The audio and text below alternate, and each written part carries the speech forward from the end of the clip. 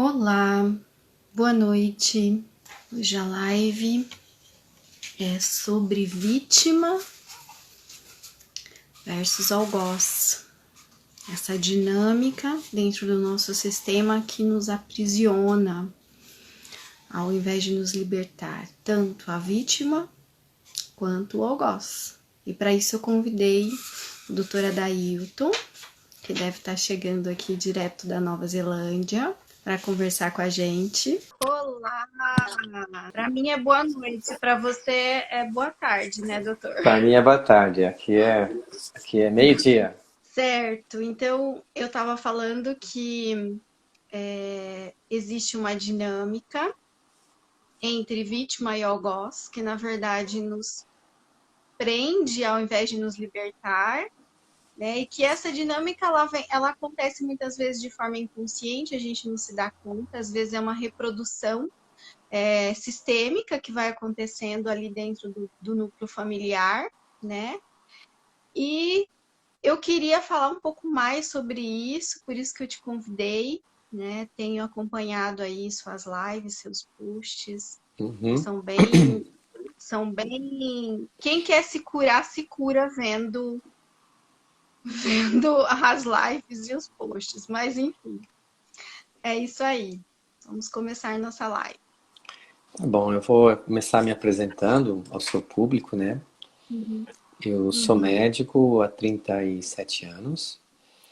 Eu durante a faculdade, entrei em contato com toda essa maneira cartesiana de ver a doença, as pessoas. E,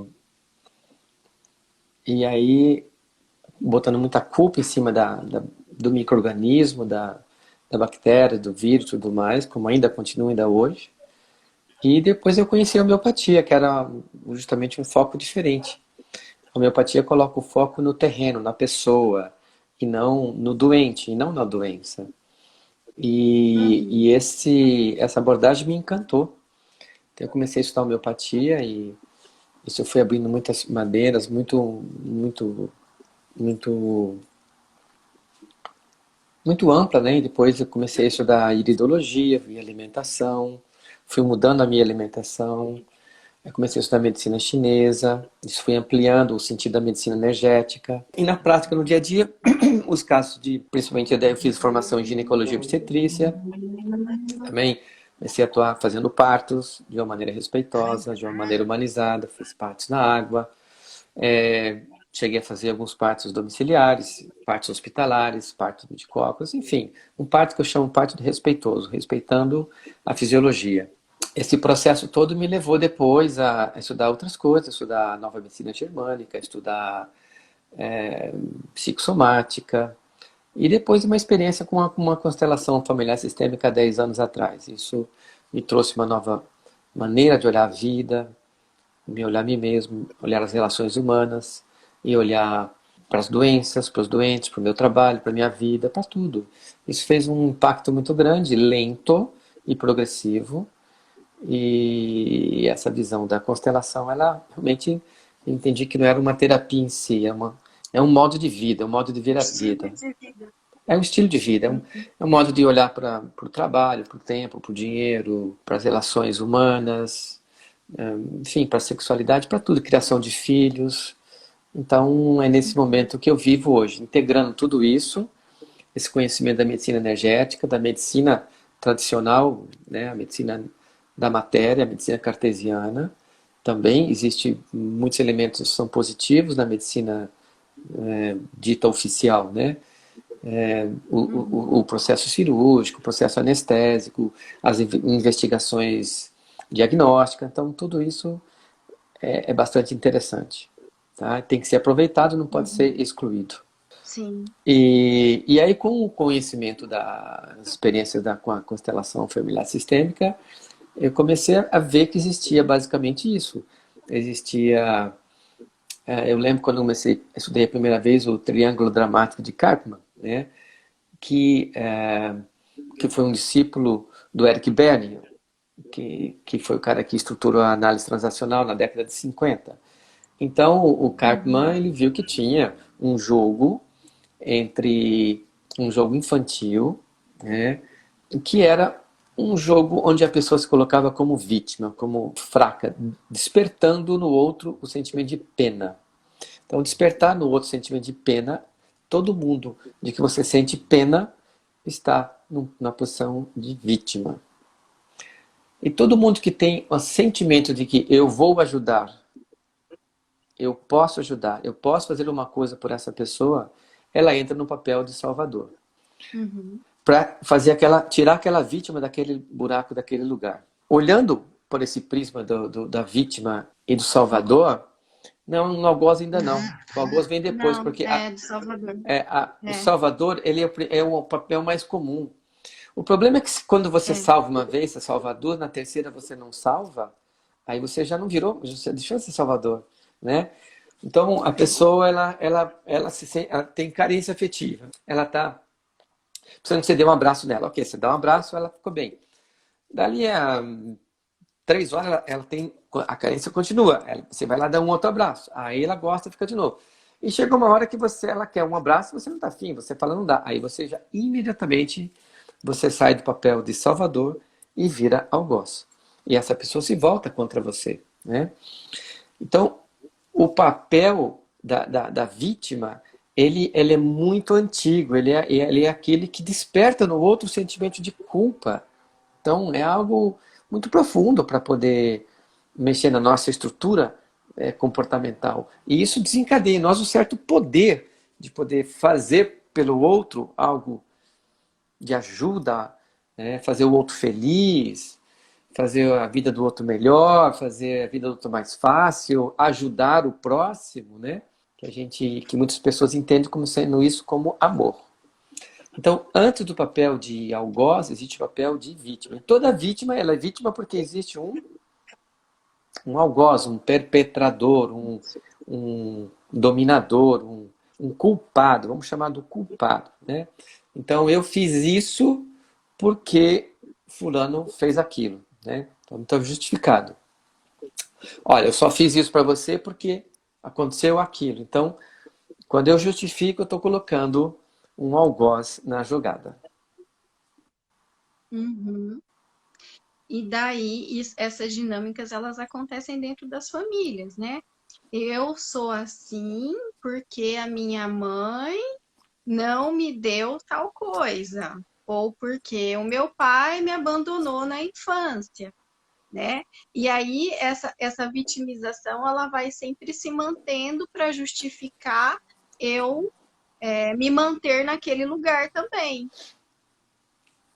Sim, mas toda vez que você justifica algo por causa de alguém, Uhum. você está entrando num jogo que é um jogo infantil, né?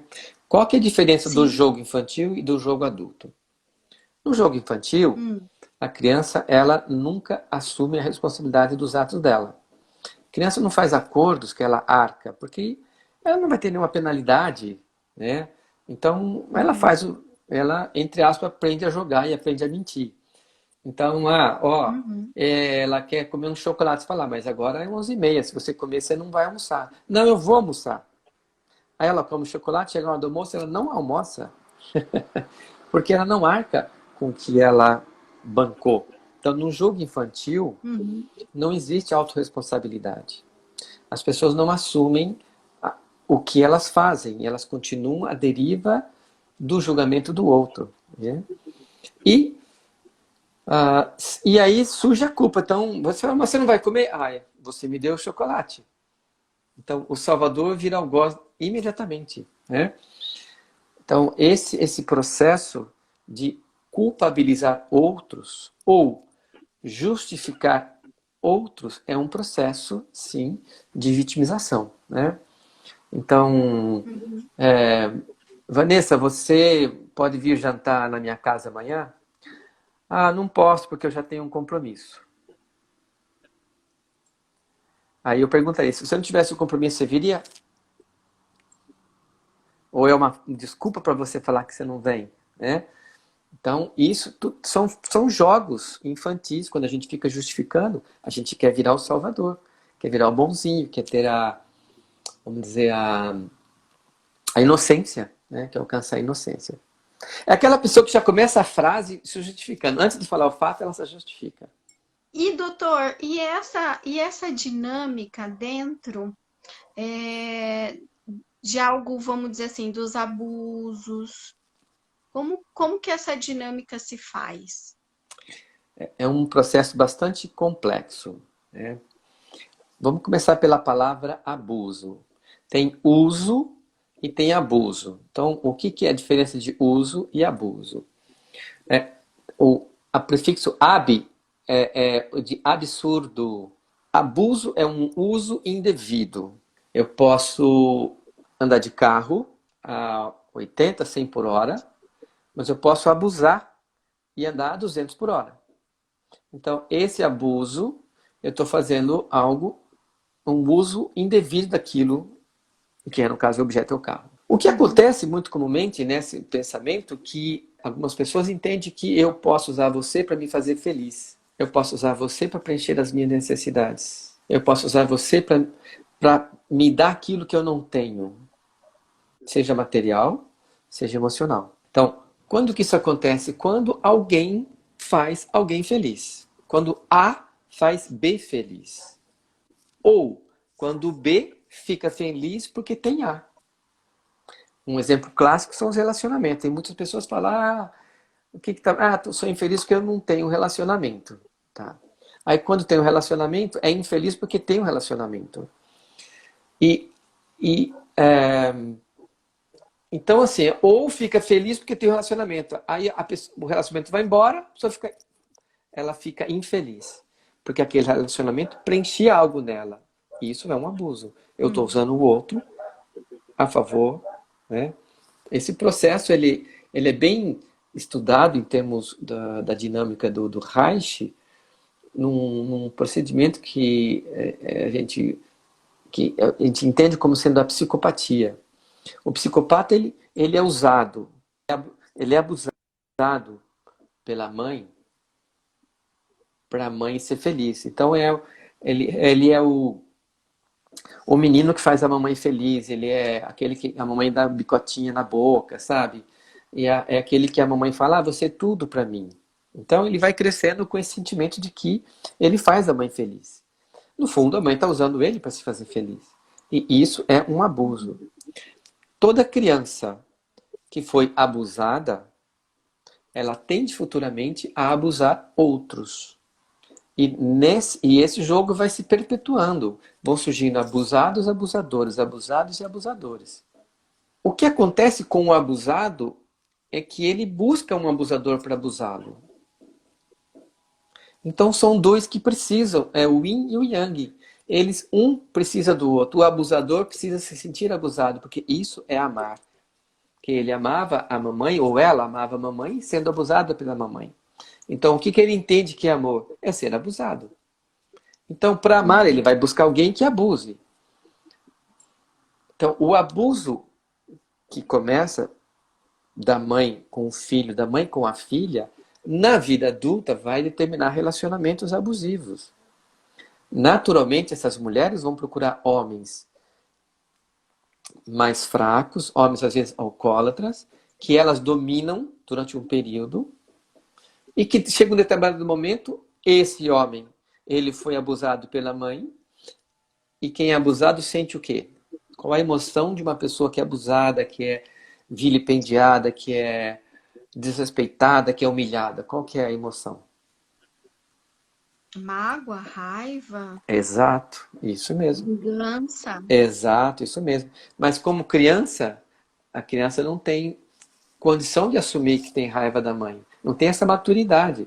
Então, lá na frente, essa raiva fica na criança ferida, porque todo abuso fere a criança. O abuso determina um imprint na alma da criança, né? E essa criança ferida, ela vai lá na frente ter muita raiva dessa mãe. E que vai se manifestar na forma de doenças, amidalites, doenças do estômago, doenças do intestino, doenças de enxaqueca. As mulheres vão ter TPM, vão ter sítio de ovário por causa de raivas guardadas que foram decorrentes de uma criança que foi, vamos dizer assim, desrespeitada. E o desrespeito na alma fere a alma da criança, né? Esse processo, ele gera uma situação em que essa mulher ou esse homem, na vida adulta, vão abusar de outros e vão procurar ser abusados. Eles vão fazer esse jogo o tempo todo. Vai ficar nessa gangorra.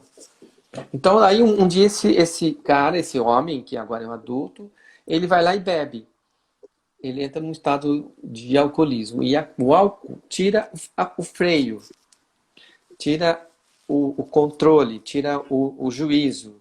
E aí ele libera toda a raiva que ele tem da mãe na companheira. E essa companheira que também foi abusada pela mãe, ela vai sentir que isso é amor, então ela se sente amada com isso. É aquela mulher que às vezes pede para, de alguma maneira, levar algumas palmadas, né? Então isso traz o senso de ser amado, sai a sensação de ser amada. E essa sensação, ela é uma sensação ilusória. Ela é uma sensação, é uma ilusão, é um jogo. Exatamente, porque daí, dependendo como essa criança interna entender o que é o amor, ela vai reproduzir, né? Eu tinha uma paciente que o que incomodava ela era se relacionar com homens que fumavam, né? E ela trazia isso para a sessão e trazia isso para a sessão e a gente foi conversando, chegamos a constelar algumas vezes e assim, nada surgia.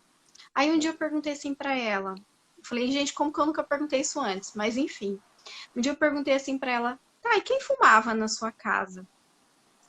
E daí ela disse assim, meu avô fumava.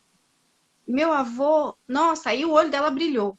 Meu avô ia me buscar na escola, me levava para comer doce, né? Então, toda vez que ela sentia o cheiro do cigarro, na verdade, ela estava sentindo o cheiro desse avô, entende?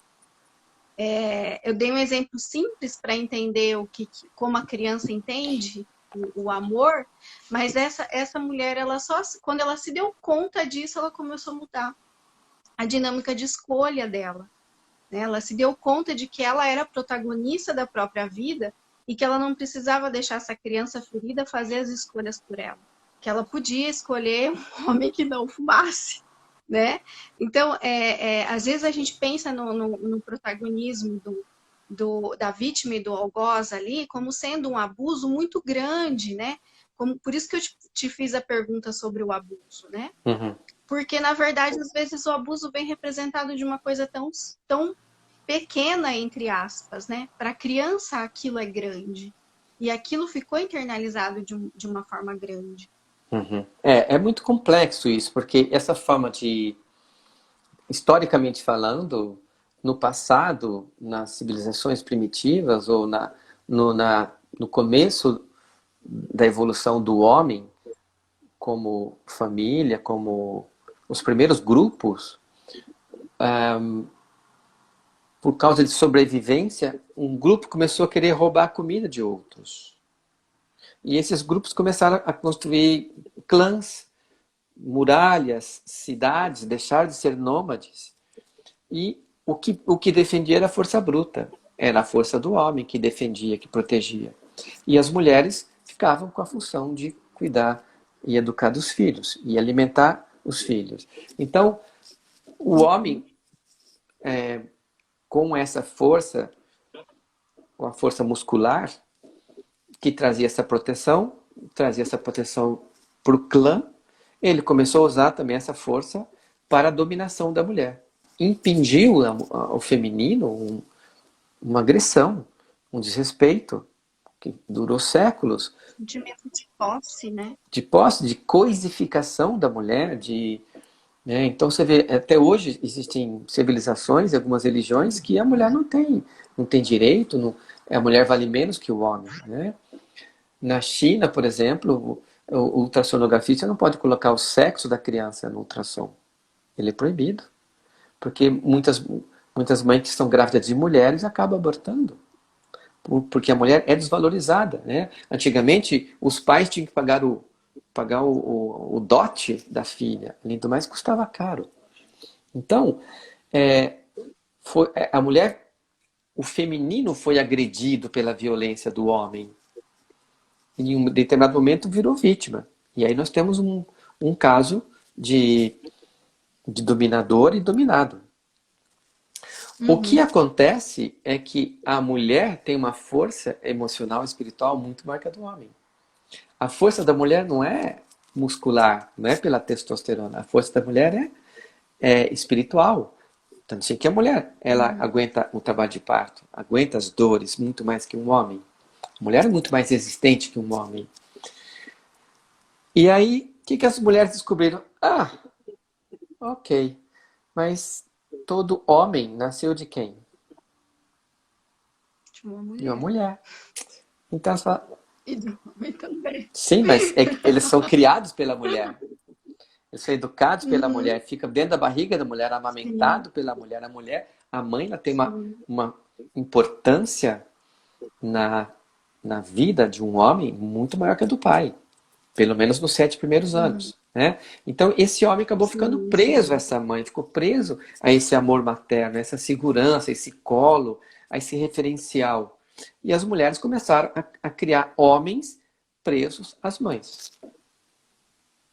Porque esses homens que ficaram presos às mães, eles não eram tão violentos lá na frente, eles não eram tão, vamos dizer assim, eles, eles não Agressivos. eram tão agressivos, né?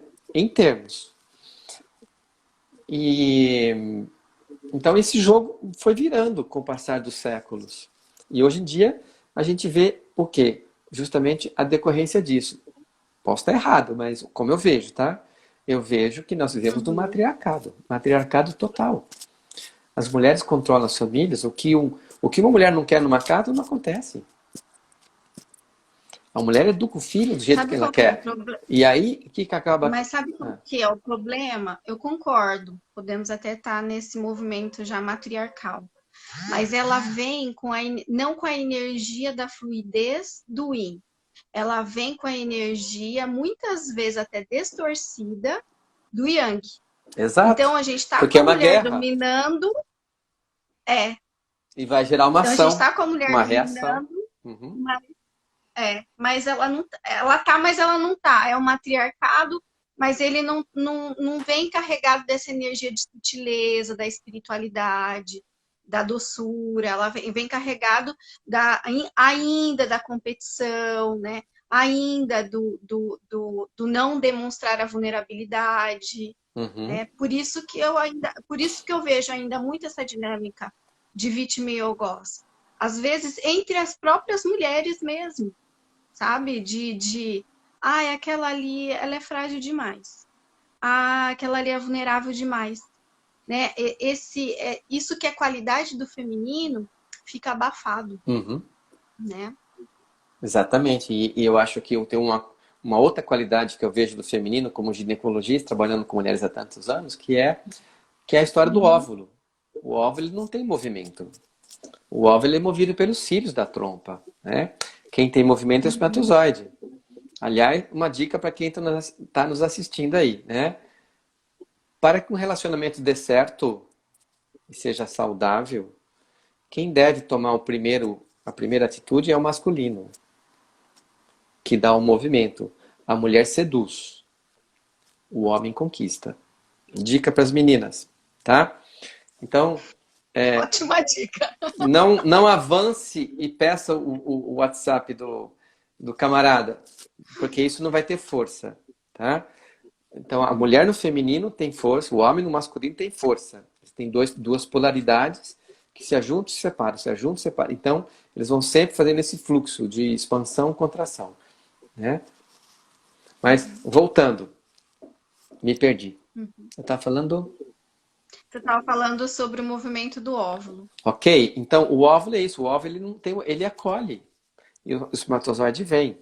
Então, o feminino, a essência do feminino é acolher, de alguma maneira é aceitar, né? É aceitar. O movimento a própria palavra movimento, ela já vem é uma coisa do masculino, do avanço, né?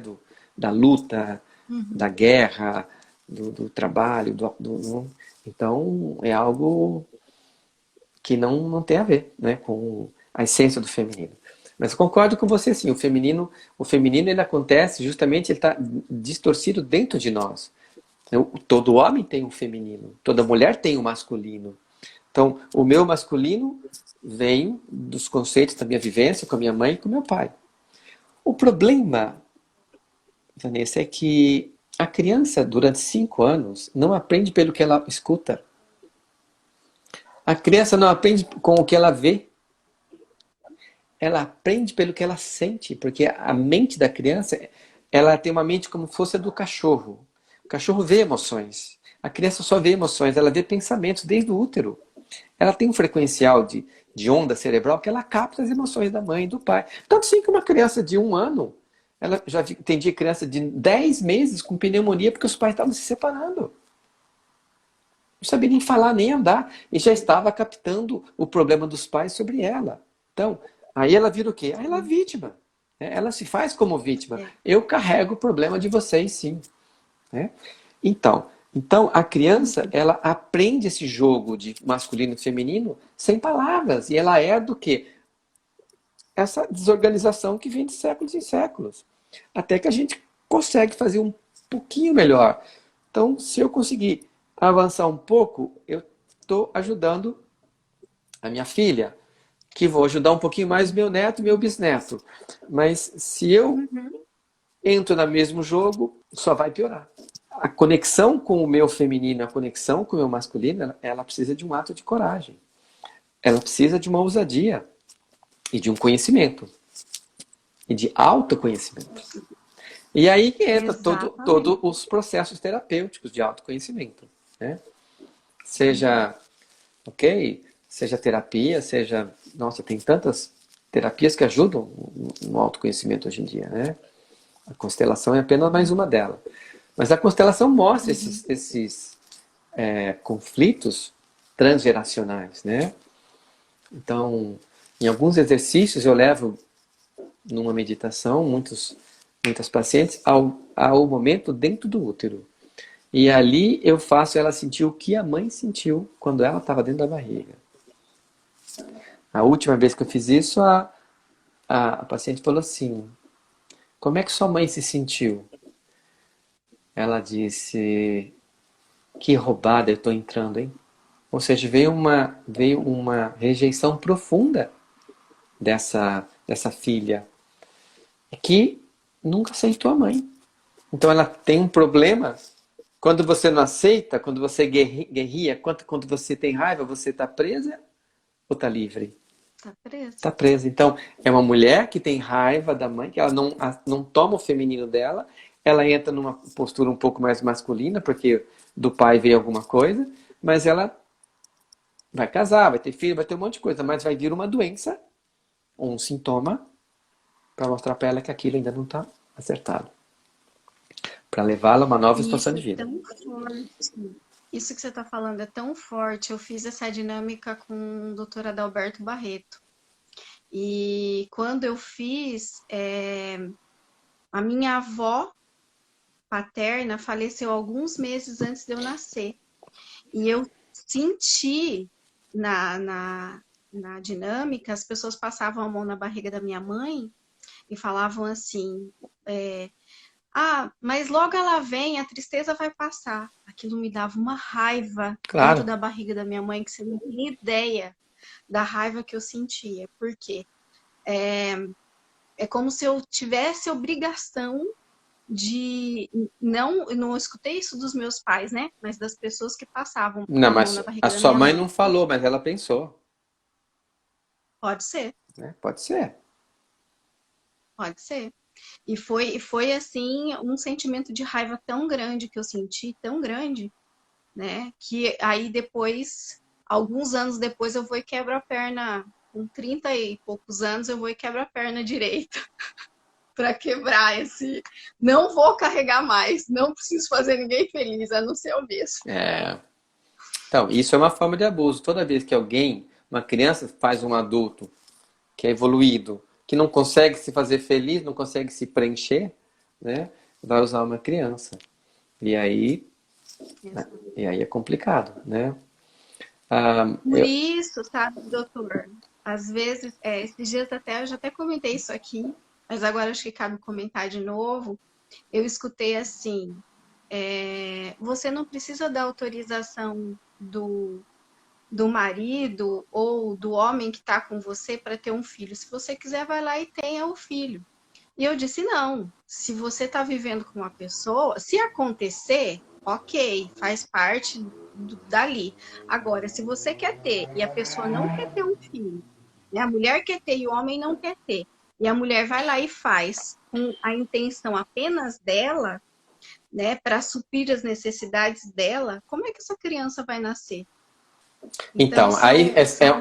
é uma mãe que já sequestra a criança e põe ela em cativeiro, Exatamente. né?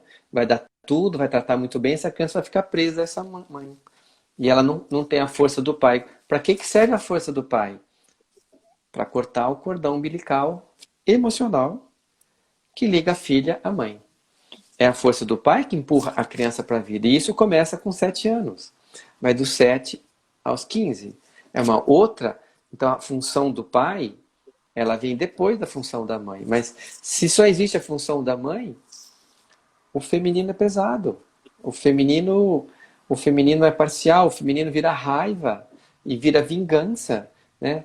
Então, quantos casais, quantas constelações eu já acompanhei de mulheres que o pai, né? Teve uma que foi conhecer o pai com 20 anos. Ela foi impedida de amar o pai durante 20 anos, conhecer o pai, porque ela era da mãe, né? Então, eu entendi uma mulher que teve um problema, um parto difícil, quase morreu no parto. A criança quase morreu também. Ela se recuperou com 4 dias depois do parto, teve uma hemorragia tão grande, quase morreu de novo. E aí fui fazer um trabalho com ela. Nossa, ela era a típica abusada, ela era propriedade da mãe dela. E isso gera. O que ela procurou? Quais foram os relacionamentos que ela procurou antes desse atual marido? O que você acha? Todos abusivos. Todos abusivos, inclusive fisicamente, né? Procurava homens que batiam nela ou abusavam sexualmente dela, porque ser abusado é amar. É como ela aprendeu que era amar a mãe, até ela crescer e tomar autorresponsabilidade e aprender que amar não é isso. Só que isso leva um tempo. Isso não passa de mais, isso leva anos, anos e anos e anos depois que toma consciência. Não é?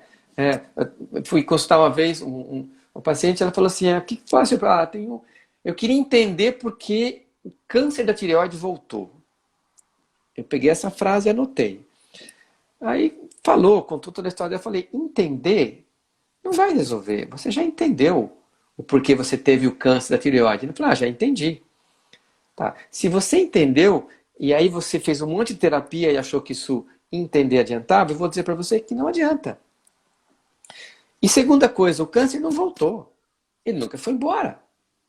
Então a gente quer entender as coisas como forma de entender porque eu fui ser abusado, porque eu fui ser abusado, porque por causa disso, porque meu primo abusou sexualmente de mim, porque meu padrasto abusou sexualmente de mim, porque, ok, é um ato horrível, cruel, desrespeitoso, abominável, né? A utilização de uma criança num contexto sexual. Ela não está preparada para isso. Ela não tem maturidade emocional, espiritual para lidar com a sexualidade. Mas ela faz parte de um sistema onde o abuso acontece de outras maneiras. E às vezes vem da mãe, não vem nem do pai. E assim, tanto que muitas mulheres que foram abusadas, né, falam assim que a maior raiva delas é da mãe, que sabia. E não fez nada. Sim, E não fez porque minha nada. mãe não me defendeu. E não fez nada. Porque Uhum. estava dentro de um princípio que a gente usa em constelação, que é eu por você. Ou a mãe, sem falar, na boca, sem pensar nitidamente, mas olha, tenho um problema, então vai você por mim nesse problema, eu não quero mais. E a filha, cheia de fidelidade, de gratidão, eu vou por você, mamãe. E entra numa roubada, aí sim, né? Então, e aí fica um nó que ela vai influenciar a sexualidade dela, relacionamento, profissão, insegurança, uma série de coisas que vão virar, inclusive, doenças. Câncer de tireoide, vão virar câncer de intestino, câncer de mama, que muitas vezes é a raiva da mãe ou raiva do pai, né? Uma vez eu atendi uma paciente que disse assim que a mãe dela nunca mais falou com o pai dela. A mãe não falou com o pai dele, com o avô dela, tá? Porque a avó tinha muitos filhos, descobriu, e o pai falou, chegou uma hora, esse avô falou, olha, tô fora, eu vou para um outro relacionamento. E ela não conseguiu lidar com isso. E aí ela chamou todo mundo para ir para casa dela e ela se enforcou. Quando todo mundo chegou lá, ela deixou um bilhete, olha, eu fiz isso por causa do pai de vocês. E todos os filhos viraram contra o pai. Isso é vítima e algoz. Isso é um exemplo nítido de vítima e algoz. Então, todos esses filhos se voltaram contra o masculino, inclusive a mãe dessa minha paciente. Tá? Só que eu falei, e a mãe da sua avó? Ah, minha bisavó também se suicidou. Olha só. Então é uma coisa que vem. E aí tem uma mãe presa, a mãe virou o quê? Mãe da mãe, porque a mãe não teve mãe. E aí ela virou mãe da mãe, vira mãe, vai virando mãe da mãe. E um negócio que também é vítima e algoz. E aquele que se matou está a serviço, né? Mas o problema Para que as pessoas olhem para essa dinâmica. quando uma filha acha que ela pode cuidar da mãe, quando uma filha acha que ela pode ajudar a mãe, quando uma filha acha que ela pode fazer algo pela mãe em retribuição, ela sai do papel de filha. Porque filha não é para dar para a mãe, filha recebe. Filha não dá. E a gente a nossa filha tem 5 anos, vira e mexe, ela quer fazer coisas pra gente. Não, eu me sirvo. Não. A gente vai brincando, para ela sentir que é um lugar dela de filha, é um lugar de criança, ela não precisa estar a serviço de adulto. Sim. E aí tem um jogo também de dominação sutil. É uma linha, como falou, é uma linha muito tênue. Né? Os nossos referenciais de amor é que são complicados, porque o amor é aquilo que o Hellinger fala, né? O amor ele não tem intenção. O amor começa comigo mesmo. Né? Muitas vezes a gente procura relacionamentos que nos dão algo. E que eu recebo algo do outro. Ou que eu vou cuidar do outro. Eu viro mãe do outro, tá bom, mas o outro tá me deixando cuidar, entendeu? Então eu comparo esses relacionamentos como sendo uma fonte e um poço. A fonte jorra, o poço recebe. Depois eles invertem. Isso aqui vira fonte, isso aqui vira poço. Isso não é relacionamento. Isso é jogo. Isso é abuso. Relacionamentos são 2 fontes. Os 2 jorram. E os 2 desfrutam da água do que os 2 jorram. Do amor que os 2 jorram. Daquilo que os 2 jorram. E aí fica um respeito do masculino e do feminino lindo. Construtivo. Tem uma pergunta aqui, doutor. Vamos lá. Quando o filho critica a mãe, sai do você papel de filho? Se o filho critica muito a mãe, ele sai do papel de filho? Sim, ele já está... ele está deixando de beber da mãe, está deixando de aceitar a mãe. O que acontece? Essa mãe, ela já deixou de ser mãe, né? Ela já virou quase que amiga do filho, da filha. Ela começa, é a mãe que fica contando as coisas do pai para as filhas. Ah, seu pai, desde pequena, seu pai fez isso, seu pai tem outra mulher, seu pai não fez aquilo, seu pai... E fica conversando, então vira amiga. Sai da função de mãe. Aquilo que é de pai e mãe não pode chegar em filhos. Né? Sim, o que é do relacionamento do pai e da mãe é do pai e da mãe. E a mãe, ela se coloca no papel de mãe, na função de mãe, ela fica no papel de mãe. Sim. Mas as crianças jogam. Isso é grave. As crianças jogam por poder, elas buscam poder. Sim. E é gravíssimo até essa questão, né? Porque eu vejo assim, dos pais, das crianças saberem da vida dos pais, né? Na rede pública, eu acabo atendendo bastante adolescente e criança. Deles saberem a hora que o pai está indo ter relação sexual. Então, assim, o quanto que isso acaba invertendo totalmente os papéis, né? E isso não aconteceu de agora, né? Não acontece agora que é adolescente. Você vai vasculhar, dormia no meio do pai, dormia no quarto do pai e da mãe. Então, assim, é uma série de coisas que vem acontecendo que tira os pais desse lugar da autoridade, né? De jorrar essa água que o doutor colocou. É. A gente idealiza muito os relacionamentos. Tanto que a gente fala de relacionamento ideal, né? Uhum, Então, relacionamento ideal não existe. Ele é ideal, por isso que ele é ideal. Os relacionamentos reais se fazem em cima de bases sólidas, bases reais, de um eu imperfeito, de um você imperfeita, das minhas qualidades, dos meus defeitos e principalmente da minha criança ferida, que olha para a sua criança ferida com respeito e com amor, né? Então, exatamente. e às vezes a minha criança ferida, às vezes não, 99,9% das nossas crianças feridas, elas foram abusadas. De Silenciosamente, alguma forma. silenciosamente, existiu para preencher algum vazio em algum adulto. Alguns de nós viramos mãe da mãe, né? Muitas filhas viram mãe da mãe, algumas filhas, alguns meninos viram marido da mãe, espera crescer para mandar o pai embora para ficar com aquele filho no lugar de marido. E alguns viram filhos problemáticos, para essa mãe continuar a ser mãe, o resto da vida, a serviço Exato. do sistema, né? Vira aquele filho que é o consumidor de droga, que vai dar trabalho financeiramente, depender da mãe financeiramente, a vida toda. E fica infantilizado, não entra no mundo adulto e daí acaba não se realizando. Então, eu acho que os dois maiores desafios que nós temos na existência humana são, primeiro, ser eu mesmo, descobrir quem eu sou e aos poucos ir crescendo nesse ser eu mesmo, nesse amor próprio. Primeiro. Segunda questão, amar uma pessoa, conseguir amar uma pessoa, aprender a amar uma pessoa. Essas duas maiores desafios só acontecem no relacionamento. Porque o relacionamento vai me mostrar quem eu sou, vai me espelhar. Então, as pessoas falam, eu vou casar para ser feliz. Não, ninguém casa para ser feliz. Você casa para essas duas coisas, para aprender a ser você mesmo, para se amar, né? Para se assumir e para amar o outro. O que é isso? Isso é mundo real, né? Então isso não se faz, mas isso daí a gente precisa curar, tratar, olhar amorosamente para nossa criança ferida, para a alma, para nossa alma ferida. Aonde foi? Qual é a ferida maior, né? Exato.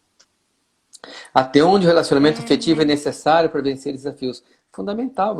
Ninguém vai evoluir sozinho numa ilha. Imagina você morando numa ilha, né?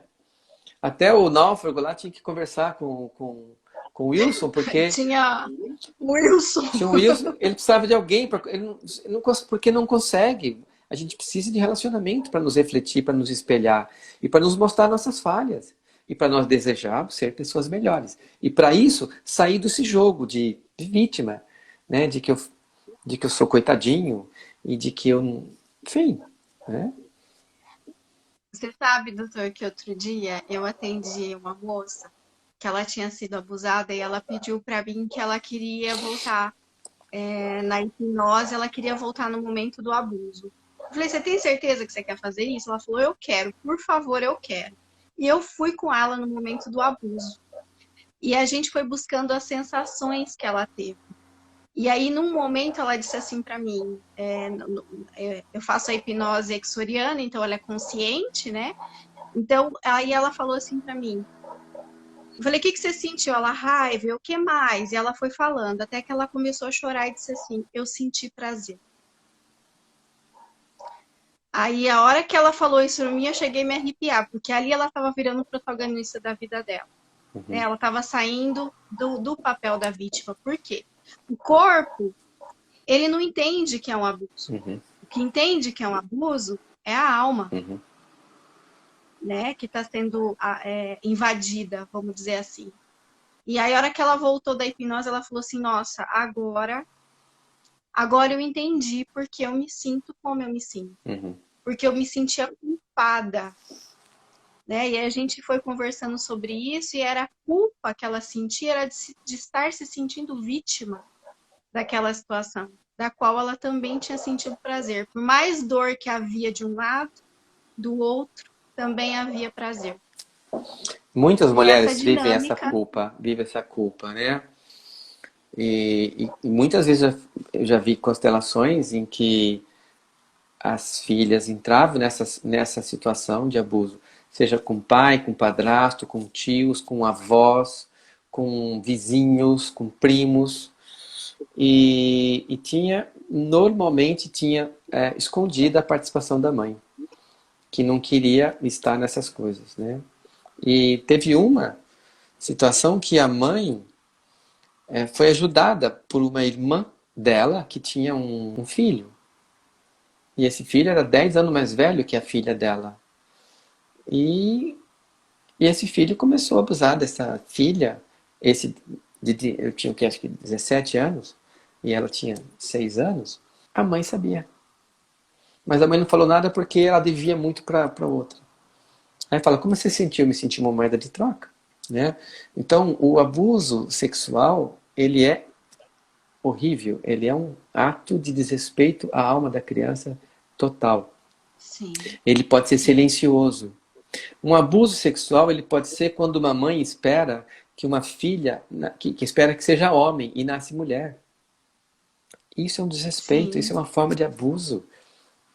Né? Como que uma pessoa, ser homem ou mulher, vai contentar, você é mais contente porque é um, porque é outro? Né? Agora, queria falar um assunto, um tema aqui, tá? Abuso de tá, a homens. gente tem 8 minutos. Eu vou, Abuso de só homens, vou falar, só verdade? vou usar 3 minutos, daí deixo com você. Uhum, Eu tenho visto uhum, vários casos de abuso de homens, tá? Um deles foi uma constelação em que um rapaz de 40 anos falou: estou no quarto casamento e vim aqui constelar meu casamento. A esposa dele estava lá, estávamos em grupo e a gente começou a dinâmica. Pus o pai e a mãe dele, falei: relacionamento é pai e mãe, né? Pus alguém para representar ele. Essa pessoa que representava ele começou a olhar assim, fixo, para uma pessoa sentada. E eu olhava para o meio das pernas dela. Eu falei, e aí eu perguntei: teve alguma experiência de sexualidade na sua infância?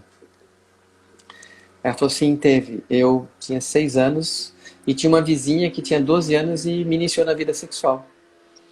E me, durante 5 anos, ela me usou. Ela me introduziu, então fazia sexo oral, fazia tudo. Né? Então, ela manipulava ele até não é nem pênis, né? É o pipi ficar duro e ela, com o tempo, fazia de tudo com ele. Ela foi dos 12 aos 19. Então, assim. E aí o que, que acontece? Isso gerou nele uma mente de um homem abusado e que tende a abusar. Então aí entra adição à pornografia, adição a drogas, adição ao sexo, a uma série de coisas, porque essa alma dessa criança, desse homem, foi violada. Né? É a alma, a ferida da alma. Né? Meninos também que são abusados por homens e acabam levando essa marca para o resto da vida. Né? O abuso dos pais violentos que batem nos filhos, né? Mães que batem nos filhos com cinta, com, com tanta coisa, né? Com vara de marmelo, com chinelo, com tanta coisa. Tinha até barra de ferro a gente vê que pessoas batem. Então, assim, essa agressão, esse abuso, esse desrespeito às crianças vão gerar adultos desequilibrados e que vão perpetuar esse ciclo de perpetrador ou algoz de alguma maneira e também vão virar vítimas ao tempo todo, vão jogar na gangorra. exatamente, né? Porque essa dinâmica de a gente só olhar para o lado do feminino e esquecer de olhar que o masculino também é abusado, também é uma forma de manter essa dinâmica de vítima e algoz, né? Sim, Outra coisa que eu acho importante os sistemas olharem, é uma coisa que eu tenho olhado muito enquanto sistema público, né, aqui no Brasil, é que o algoz, ele também precisa ser olhado. O abusador, ele também precisa ser acolhido. Sim. Porque enquanto a gente não acolher esse abusador, as dinâmicas não mudam, né? A vítima continua sendo vítima, a mulher abusada continua sendo mulher abusada, E o porque ela culpado é o fica algoz, nessa. a culpada é o outro. Exatamente, exatamente. Ela sai de uma relação, ela entra em outra. E às vezes, se ela se empodera de si, o abusador tá lá, buscando uma vítima para se linkar, né? Então, se a gente não acolher esse abusador também, essa dinâmica não muda, Às vezes ela né? se Então, acho empodera de muito si, importante. ela se empodera de si e fica sozinha. E não se relaciona mais com nenhum homem. Porque nenhum homem Sim, presta. exatamente. Que solução é essa, né? Então, É, que solução é essa? então é isso mesmo. Acho que o nosso maior desafio é amor. Como eu falei, né? O desafio é autoconhecimento e o amor. Entender o que é amor, viver o que é o amor, amar a si mesmo, amar o próximo. E o amor não tem nada disso. No amor eu não uso você para ser feliz. Eu vou ser feliz com as É, minhas realizações, né? E assim, o nosso sistema hoje aqui, né, até nosso sistema hoje penitenciário, ele está muito em cima de o abusador tem que ser culpado mesmo, tem que pagar, né? A culpa é dele. E já vimos que ele faz parte de uma coisa maior, né? E a gente vê isso na visão sim, sistêmica. É isso aí. sim. É isso aí. Só para terminar, teve uma pessoa que colocou aqui que o ex-marido também tinha sido abusado pela irmã mais velha, mas que ele não vê isso como abuso. A forma como a gente trata isso também, a gente pode tornar essa ferida ainda maior para a alma. Né? Se aquela pessoa ainda não entendeu que aquilo é um abuso, a gente precisa ter muito cuidado como toca nesse assunto. Né? Porque senão essa ferida, ela se torna muito maior do que ela é. Então, é preciso ter cuidado com isso também, né? Minha maneira de enxergar. E aí tem a Dani, que comentou aqui, que ela é psicóloga do fórum, que realmente não tratamos nem dos pedófilos, né? Então, realmente, é um sistema que a gente precisa olhar com mais carinho, né? Para sair desse movimento que estamos, né? A intenção dessa live foi isso, foi trazer aqui para que a gente pudesse olhar esse sistema com bons olhos e não mais com julgamento. Bons olhos são os olhos amorosos. Eu vou olhar para o abusador. Ok, sim. O ato é horrível, sim. Mas ali tem uma alma, uma criança ferida dentro dele. O abusado tem uma criança tão ferida quanto o outro. Os dois estão feridos. E os dois precisam do meu respeito e do meu amor, não do meu julgamento. Não do meu dedo acusando.